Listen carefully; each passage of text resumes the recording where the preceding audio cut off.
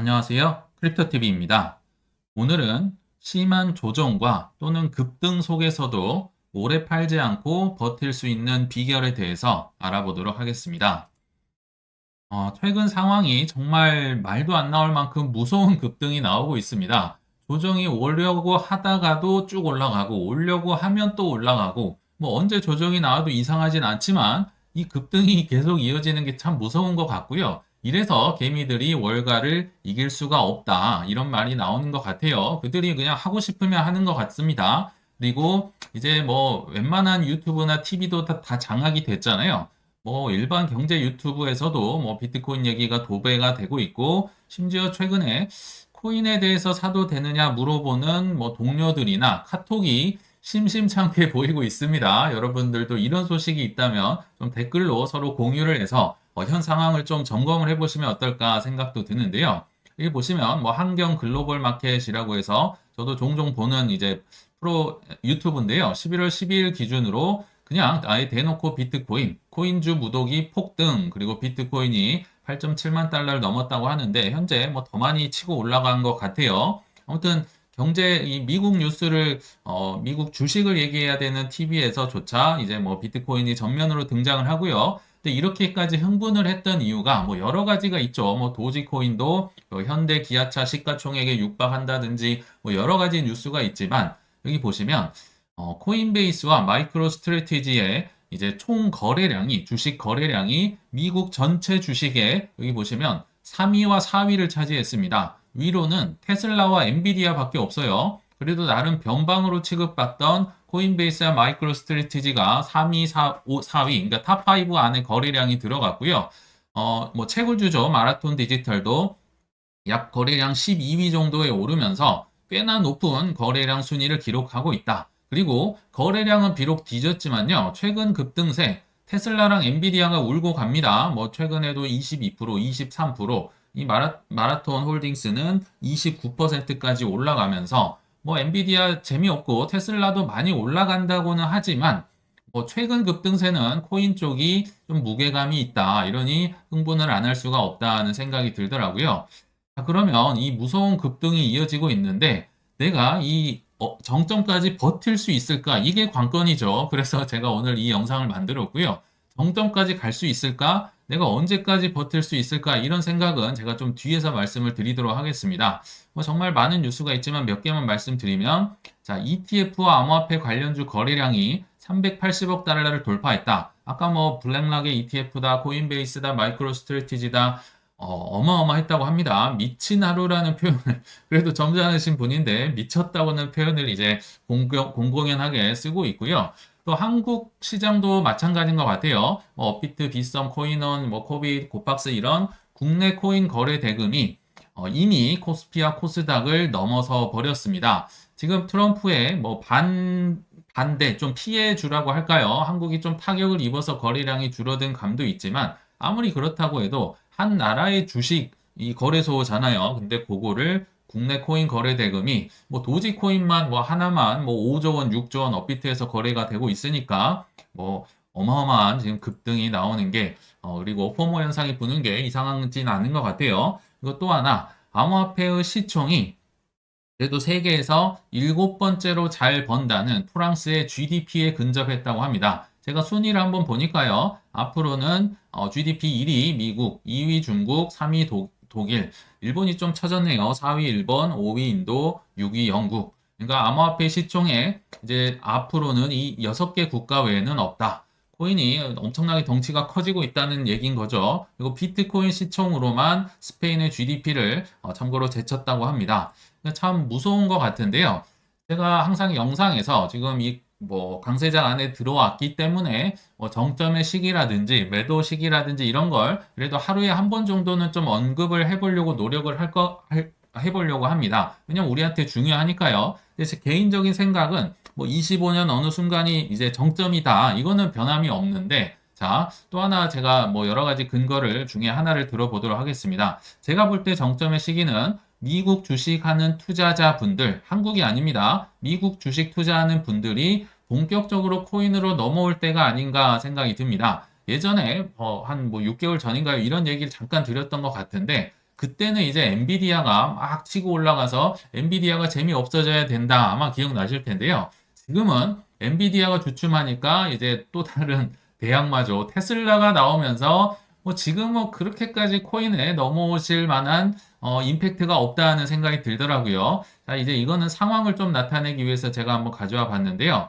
자, 여기 한 17년 어느 순간을 기점으로 보라색이 엔비디아 차트고요. 파란색이 비트코인, 그리고 테슬라가 밑에 빨간색으로 있네요. 야, 이 엔비디아 비트코인을 17년 기준으로 보더라도 이겼습니다. 그러니까 이게 엔비디아가 정말 어마어마했었고요.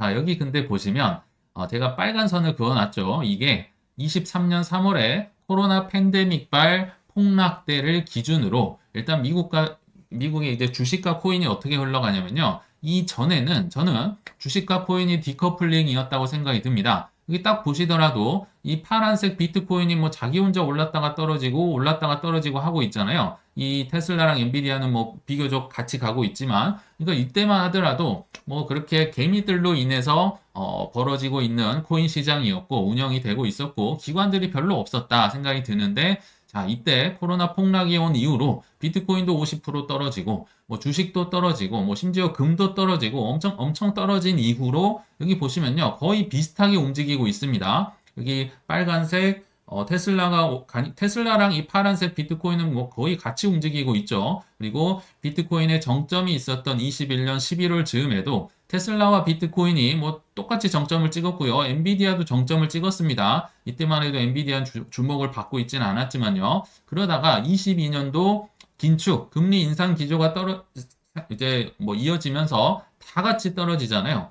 다 같이 동조와 커플링으로 이어지고 있습니다. 그러다가 또 귀신처럼 23년부터 다 같이 또 올라가고 있죠. 그러다가 엔비디아는 이제 AI 힘으로 저 위에 올라가 버렸고, 두 번째가 비트코인이고, 테슬라는 사실 매그니피선트 7 중에 가장 재미가 없었는데 최근에 수혜주로 분류가 되면서 어마어마한 상승을 보이고 있다. 이렇게 커플링이 되는 이유부터 본다면요. 일단 이 나카모토 사토시의 작품이라 생각이 드는데요. 대선 미국 있는 대선 때마다 유동성이 막 뿜어져 나오는 그 때마다 반감기를 딱딱 미리 세팅을 해 놓습니다. 그러면 유동성은 막 풀려나가고 있는데 반감기 공급은 제한이 되니까 비트코인이 이 대선 이후에 오를 수밖에 없게 세팅을 딱 해놓은 거죠. 그리고 이 비트코인 반감기에 주식은 자존심이 상하겠지만 맞춰서 결국 비트코인 반감기에 맞춰서 움직이고 있다고 저는 보고 있는데, 자, 중요한 게 있죠. 엔비디아가 이렇게 재밌고 테슬라가 재밌으면 안 돌아올 겁니다. 이분들이 최근 2년엔 엔비디아에서 아마 뭐 열광하셨을 거고 지금은 테슬라로 열광을 하고 있다. 테슬라 꼭 아니더라도 코인베이스나 마이크로 스트래티지가 있잖아요. 근데 결과적으로 보면요. 뭐 비트코인이나 이더리움은 모르겠습니다. 그러나 중자, 뭐 소자 예전에 말씀드렸죠.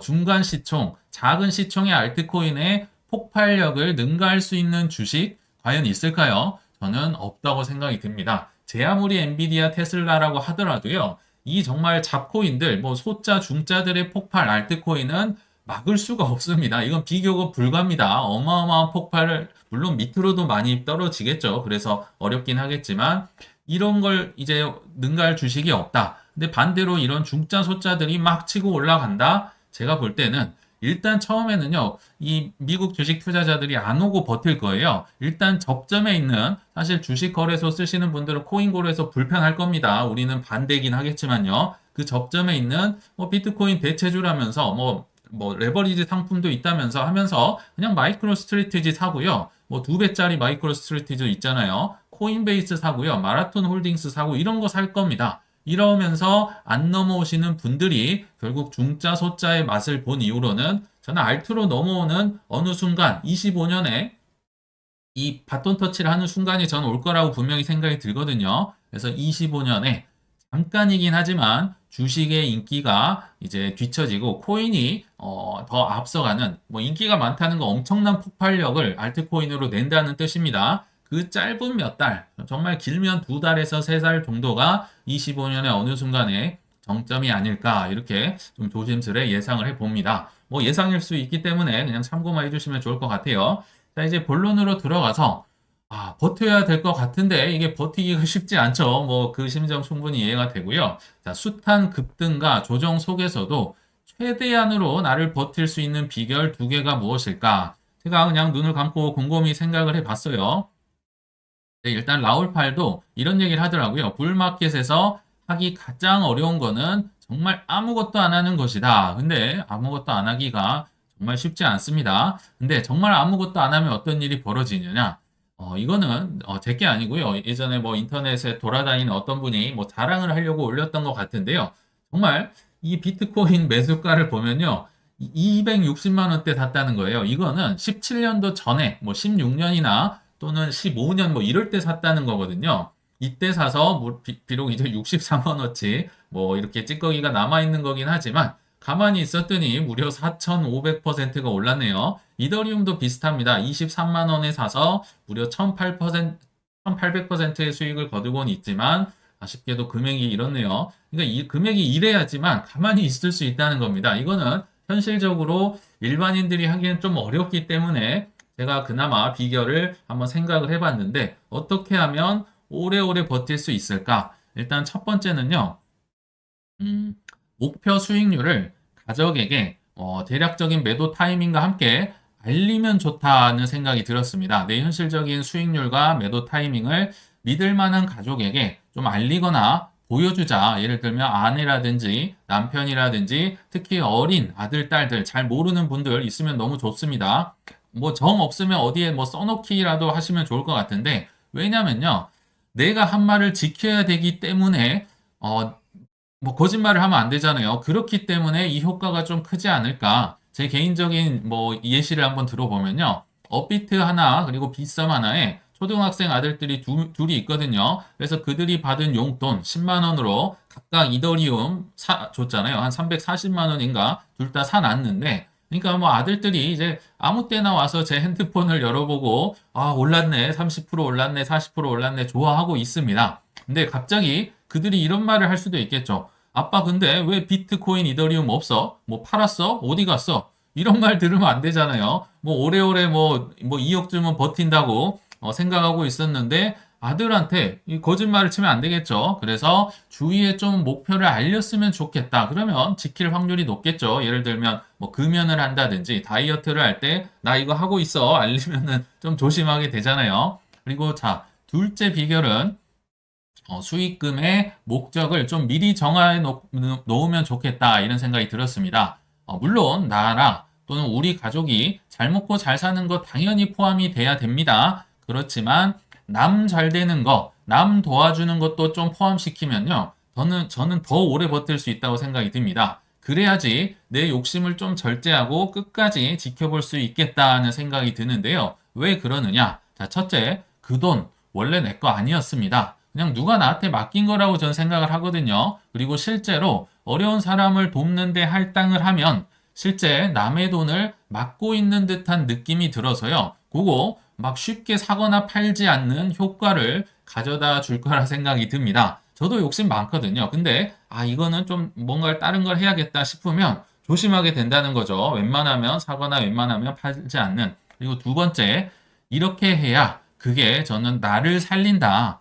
돈은요, 그냥 불편함 없이 살 정도면 전 된다고 생각이 들거든요. 그냥 나 사지 멀쩡하고 정신병 없고 너무 감사하잖아요. 그러면 힘든 사람 도와준다면 나중에 그게 다 돌아오고 그게 나를 타락시키지 않고 살린다. 저는 이렇게 생각을 합니다. 그래서 결론은 목표 수익률을 정해서 주위에 알리시고 또 쓰일 목적도 미리미리 정해 놓으셔서 우리 구독자님들도 진짜 불장 근처까지 한번 끝까지 가보셨으면 좋겠습니다. 시청 감사합니다.